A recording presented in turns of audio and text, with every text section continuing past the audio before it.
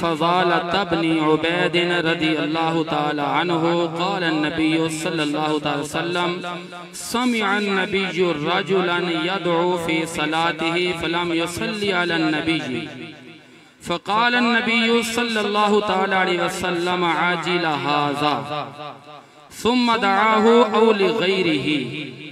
ये हदीस पाक पहले सुन लीजिए। तिरमिज़ी शरीफ के अंदर बाकायदा एक बाब है जिसका नाम है किताबुद्दावाती अन रसूलिल्लाहि सल्लल्लाहु तआला अलैहि वसल्लम। इंटरनेशनल हवाला तिरमिज़ी है, इसकी जिल्द नंबर 5 है, सफ़ा नंबर 517, हदीस नंबर 3477। कह दीजिए सुभान अल्लाह। मुझे बात समझ में है ना कि आपको इल्मी बातें सुनने का शौक है, कह दीजिए सुभान अल्लाह। इसके अलावा एक और हदीस पाक है, इसी का हवाला है मुस्नद अहमद बिन हम्बल, इसकी जिल्द नंबर 5 है, हदीस नंबर 23,982। और सही इब्ने खुज़ैमा किताब का नाम है, इसकी जिल्द नंबर 1 है, सफ़ा नंबर 51 है, हदीस नंबर है 710। हदीस पाक सुनिएगा। महफिल जिक्र हबीब खुदा नबी रहमत सल्लल्लाहु अलैहि वसल्लम के हवाले से हजरत फ़ज़ाला बिन उबैद रज़ियल्लाहु ताला अन्हु रिवायत करते हैं कि नबी रहमत ने एक शख्स को सुना कि वो नमाज पढ़ने के बाद दुआ मांग रहा है। यदउ फी सलातिही, वो दुआ मांग रहा है। फलम युसल्ली अला नबी, अच्छा उसने अपनी दुआ के अंदर नबी रहमत का जिक्र नहीं किया। अब नबी रहमत ने क्या फरमाया आपने देखा ना। फ़क़ाल नबी सल्लल्लाहु तआला अलैहि वसल्लम आजिल हाज़ा, मेरे आका ने फरमाया कि इस शख्स ने बड़ी जल्दी की है, बड़ा उजलत से काम किया है, बहुत जल्दबाजी की है। अब नबी रहमत ने क्या फरमाया, सुम्मा दआहु औ लिग़ैरिही। रावी कहते हैं या तो हुजूर अकरम सल्लल्लाहु अलैहि वसल्लम ने उसी सहाबी को बुलाया या फिर किसी और को तरगीब दिलाई, शौक दिलाए, तवज्जो दिलाई। आपने क्या फरमाया, ये जुमला समझना है, जिक्र हबीब खुदा, यानी नबी का जब जिक्र कर लिया तो फायदा क्या मिलता है। इमामुल अंबिया नबी पाक अलैहिस्सलातु वस्सलाम ने क्या फरमाया। हज़रत फ़ज़ाला बिन उबैद फरमाते हैं कि नबी रहमत ने एक शख्स को सुना कि नमाज पढ़ने के बाद अल्लाह की बारगाह में दुआ मांग रहा है। अल्लाह की बारगाह में दुआ मांगते पर नबी रहमत का जिक्र नहीं करता। मेरे और आपके आका जिंदा नबी अहमद मुज्तबा नबी, दोनों जहानों के सरदार नबी ने फरमाया, फ़क़ाल नबी अजिल हाज़ा, इस सहाबी ने बड़ी जल्दी कर दी है। सुम्मा दआहु औ लिग़ैरिही, मेरे और आपके नबी ने उसको बुलाया, दीगर सहाबी को बुलाया।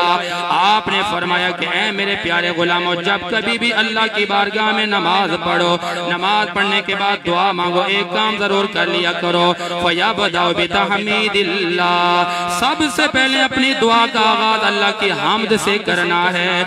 या रसूल अल्लाह, उसके बाद क्या करना, फरमाया वस्सना अलैहि, उसके बाद तुमने उसकी सना पेश करनी है। फिर फरमाया औली सल्ली अला नबी सल्लल्लाहु अलैहि वसल्लम, आपके मेरे प्यारे नबी ने फरमाया अपनी दुआ में तीसरा काम ये करना है कि नबी रहमत का जिक्र खैर कर लेना है। आप प्यारे गुलाम अर्ज करते हैं या रसूल अल्लाह, या हबीब अल्लाह, अगर अपनी दुआओं को हम इस तरह मुज़य्यन कर लेंगे तो क्या होगा। आपके और हमारे आका जिंदा नबी ने क्या फरमाया, तुम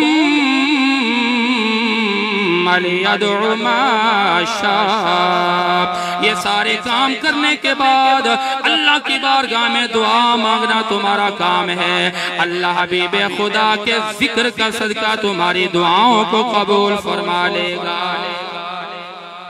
ज़मीनो ज़मान तुम्हारे लिए, मकीनो मकान तुम्हारे लिए, ज़मीनो ज़मान तुम्हारे लिए, मकीनो मकान तुम्हारे लिए, हम आए यहाँ तुम्हारे लिए, उठे भी वहाँ तुम्हारे लिए।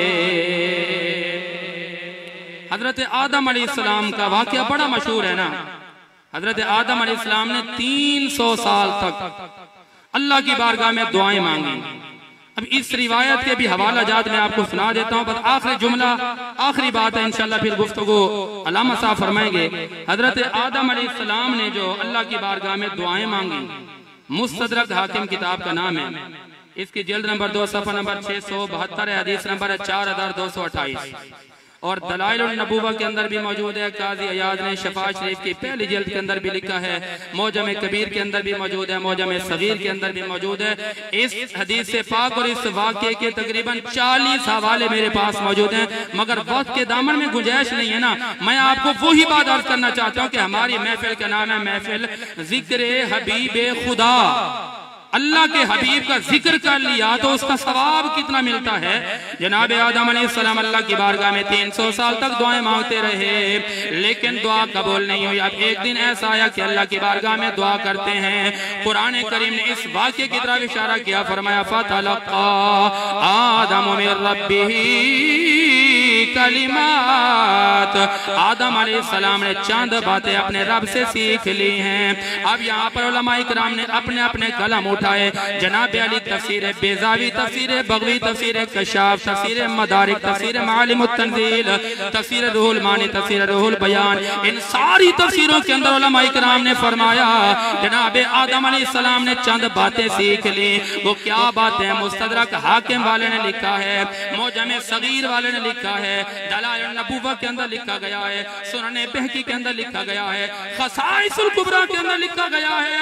आदम अलैहिस्सलाम 300 साल के बाद अल्लाह की बारगाह में दुआ करते हैं, अल्लाहुम्मा गफिरली, ऐ अल्लाह तो मुझे माफ फरमा दे। अरसा तो 300 साल का गुजर गया है, लेकिन 300 साल भी तक दुआएं मांगते रहे। अब की बारी अंदाज भी दूसरा है, अल्फाज भी दूसरे हैं। वो कौन से अल्फाज हैं? अल्लाह की बारगाह में अर्ज करते हैं, ऐ अल्लाह तो मुझे माफ फरमा दे। ये सारे हवालों के साथ बात अर्ज कर रहा हूँ। अल्लाह की बारगाह में क्या जुमला बोलते हैं? अल्लाहुम्मा गफिरली बिहक़्क़ि मुहम्मदिनिल वसीला, ऐ अल्लाह तुझे वास्ता तेरे यार का, मोहम्मद दिलदार का, उम्मत के गमखार का, सारे नबियों के सरदार का, मुझे माफ फरमा दे।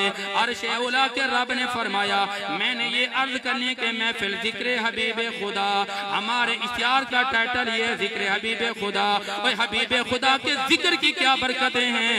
जनाब आदम अलैहिस्सलाम जब दुआ मांगते हैं नबी रहमत का वसीला लेकर, मेरे रब ने फरमाया, या आदम कैफा रफ्ता मुहम्मदा, ए आदम जरा ये तो बता मेरे मोहम्मद को तूने कैसे पहचाना, हालांकि अभी नबी रहमत को भेजा नहीं है।